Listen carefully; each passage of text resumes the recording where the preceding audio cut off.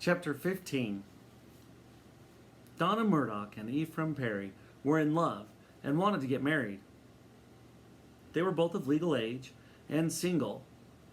Both lived clean lives, and neither had any apparent impediment to marriage. Their desire to marry and multiply and replenish the earth was complicated by a technicality imposed only by Mormons. In June of 1943, Donna Curtis married Wayne Murdoch in the Logan Temple. Donna gave birth to Wayne Jr. in May 1944. In April of 1945, Sergeant Wayne Murdoch was killed in action in Okinawa. According to Mormon belief, if a woman marries in the temple, she is sealed to her husband for time and all eternity. The man will have this woman as a wife in the hereafter, never to be separated. Further, Mormons believe that any children born of a temple marriage will be the children of the husband and wife throughout all eternity. For what purpose, no one has ever said. Church leaders expand this doctrine one further step.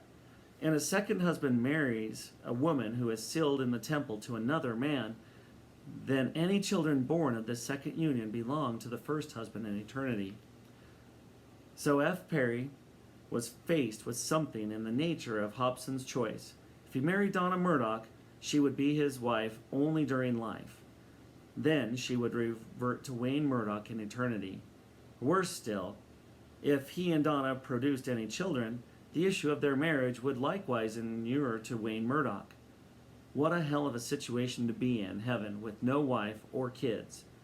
Ephraim Perry could go through all the hard work of begetting and raising children and mortality, and that lazy bastard Wayne Murdoch lying there in a grave would end up with all of them. Donna, Wayne, and Ephraim had known each other all their lives. They grew up in Snowville and graduated from Fielding High together in May 1943.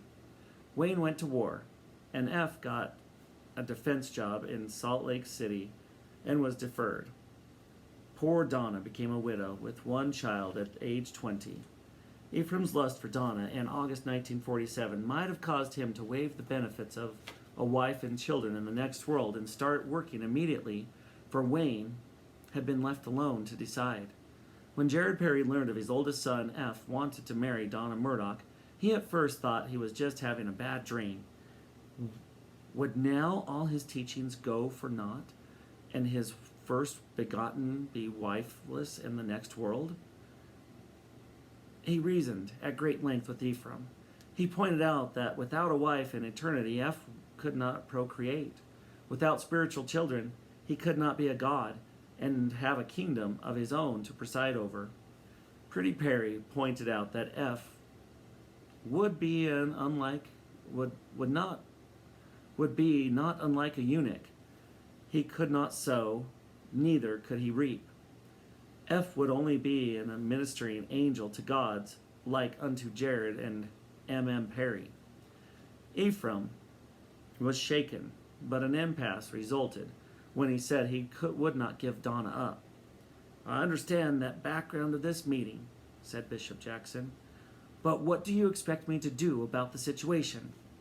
On Tuesday evening, August 26, 1947, Jared and Ephraim Perry and Donna Murdoch met by appointment at the bishop's home. Mr. and Mrs. Curtis, parents of Donna, had been invited but refused to come. John and Mary Murdoch, parents of the late Wayne Murdoch, were not invited. In answer to the bishop's question, Jared Perry said, I have heard that down in Utah, in certain special conditions, temple divorces are granted by the president of the church. We would like you, as our bishop, to find out what has to be done for Donna to get a temple divorce. She is free to marry Ephraim in the temple. Bishop Jackson thought for a long time. He had somewhat anticipated this request. He had heard that Jared Perry had talked about the possibility of a temple divorce. He also had heard that some temple divorces were being given under funny circumstances in Salt Lake City. A daughter of a general authority was given a temple divorce from a high-class man without any fault on the part of either. Both parties remained active in the church. Bishop Jackson hoped that these stories were false.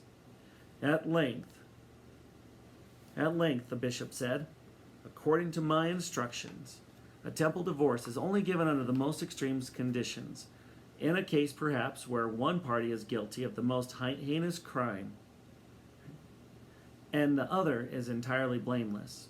He let that sink in for a minute and continued, "That circumstance certainly doesn't fit this case. Wayne Murdoch was the finest young man that I ever knew." Jared Perry was ready for this reaction. He said, "I have been down around Ogden and Salt Lake a lot. I know that they are giving temple divorces down there. The brethren are more liberal now."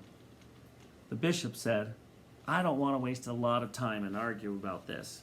I feel strongly that this is entirely wrong. I won't try to help get a temple divorce. In fact, I will oppose it." Jared Perry asked the bishop to join them in a word of prayer, and then left, saying that he would take the matter up with President Benson. Enoch Nephi Benson took a middle-of-the-road position. He passed the buck to 47 East South Temple in Salt Lake City, Utah. He neither discouraged nor encouraged the temple divorce. John David Jackson underestimated Jared. The bishop supposed that when Pretty Perry got to the first floor of the 47 East South Temple, the brethren, in all their wisdom and inspiration, would see immediately that Brother Perry was not a whole horse.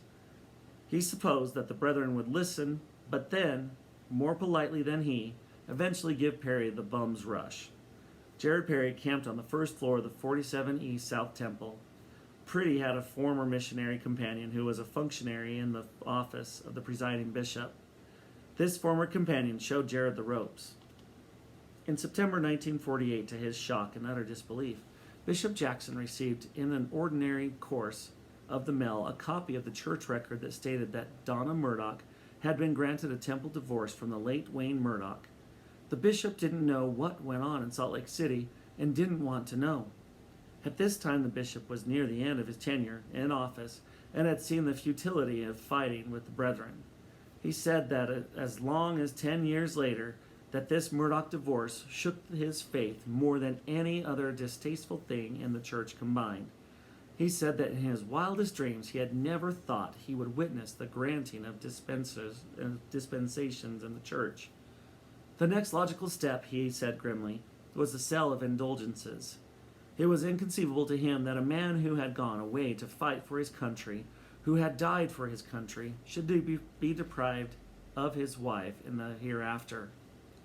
"The man is dead," reasoned the bishop, "could not defend himself, could not raise his hand in objection by church etiquette, was deprived of his wife in eternity.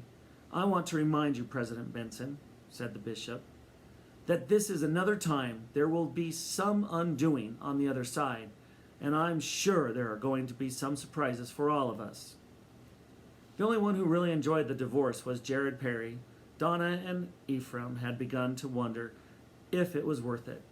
President Benson's defense of the action was weak, and he was not entirely happy with what had taken place. He came to the defense of the brethren in Salt Lake by saying that the marriage between Donna and Wayne had taken place when they were very young. They had not known each other very well and had only gone together 2 months before their marriage.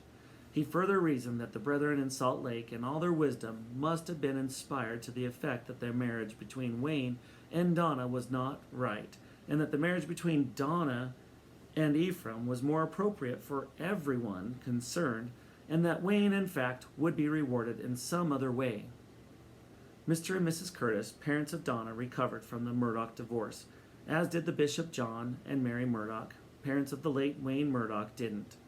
They apostatized from the church, left Bear Lake Valley, and said they never wanted to hear the name of the church mentioned again.